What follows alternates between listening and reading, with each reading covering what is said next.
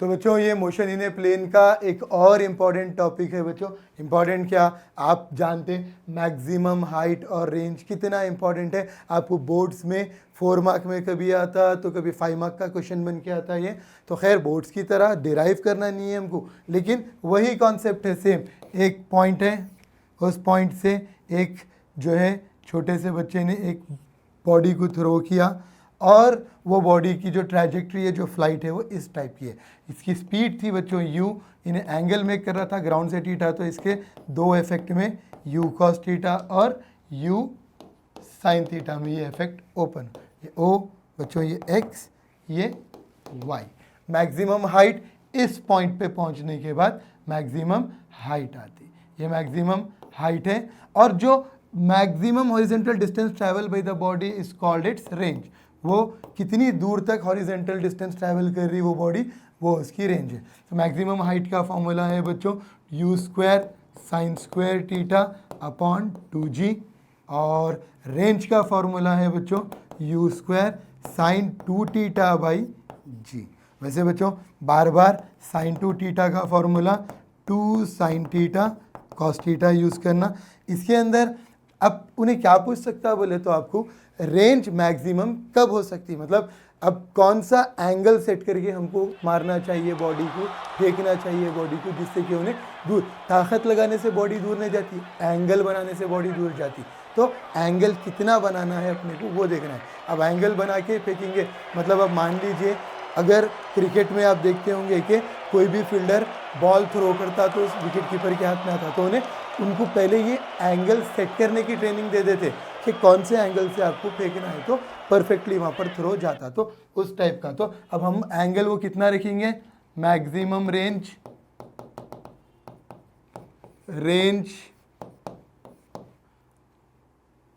At theta, वो angle है 45 degree range का। तो क्या होगा बच्चों, r u square sine 245 upon g। Any हो 2 इंटू 45 90, u स्क्वायर साइन 91 हो गया बाई जी। तो मैक्सिमम रेंज आ गई u स्क्वायर बाई जी। इसके अंदर वैसे बच्चों आपको एक टाइम ऑफ फ्लाइट का फॉर्मूला भी आने वाला है। टाइम ऑफ एसेंट, मतलब मान लीजिए इस पॉइंट से आप बॉडी को ऊपर की तरफ थ्रो करें तो मैक्सिमम टाइम जितना लगेगा ऊपर जाने का वो टाइम ऑफ एसेंट है u बाई जी, और बॉडी को नीचे आने जितना टाइम लगेगा वो उसका टाइम ऑफ डिसेंट है, जो कि अगेन u बाई जी।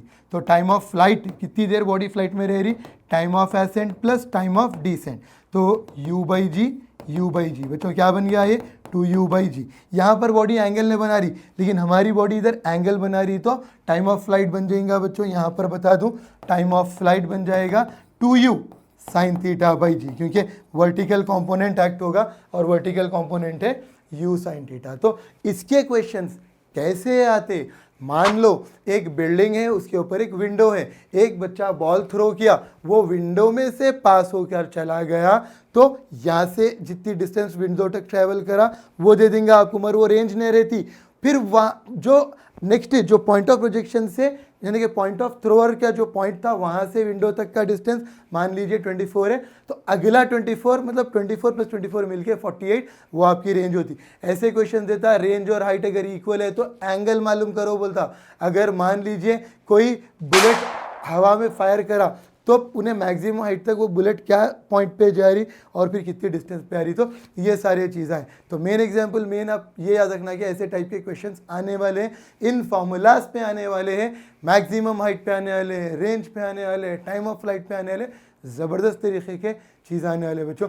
अच्छा कर लेना, इससे ज़्यादा और क्या अच्छा है बच्चों, आप बोलिए।